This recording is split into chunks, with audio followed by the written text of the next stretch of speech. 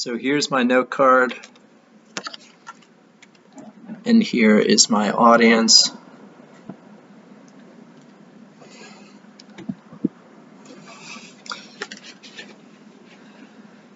So today I will be walking you through a problem and solution breakdown of the energy crisis within our country, and I will be focusing on our solution of implementing more nuclear power.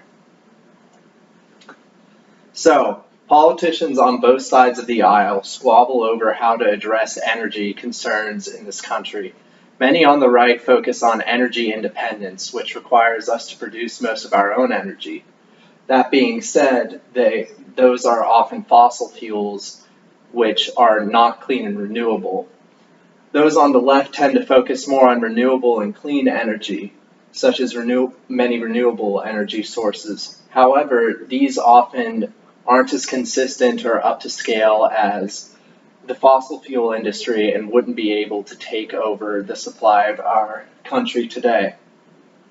So I posit that we move towards a direction of nuclear power, which according to a 2024 energy.gov article is the largest renewable clean source, or largest clean carbon-free source of energy in the country. So at this point, we know that emissions need to be reduced and that we need consistent energy sources. So we need to move away from traditional fossil fuels, but also not fully rely upon newly renewable energy sources. So first, I'll get into a bit of the problem that currently exists with fossil fuels as the base of our energy source in this country. Fossil fuels are dangerous for workers in production, with many accidents occurring every year. According to a 2011 Center for American Progress article, over 3,800 people have died in the coal industry alone, not counting the thousands of other injuries and deaths across other traditional fossil fuel industries. However, safety regulations haven't necessarily improved since then.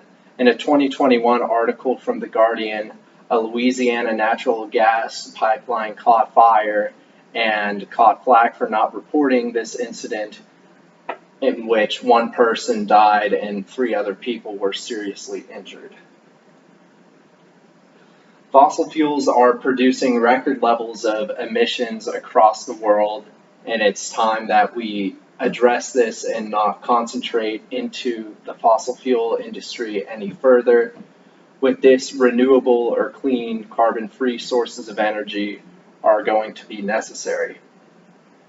And with this, I'll transition further into the solutions that we could find within nuclear power. Nuclear workers have strict safety regulations within the industry.